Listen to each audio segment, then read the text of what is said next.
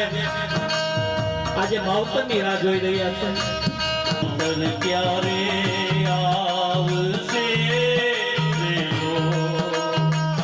ઓમ નમઃ શિવાય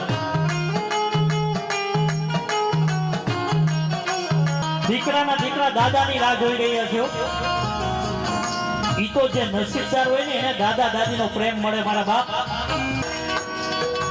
મારા મોહન દાદાને પણ રૂપિયા કરતા વ્યાજ બહુ વાળું હોય અરે મારા મોહન દાદા જો ઘરે હોય ને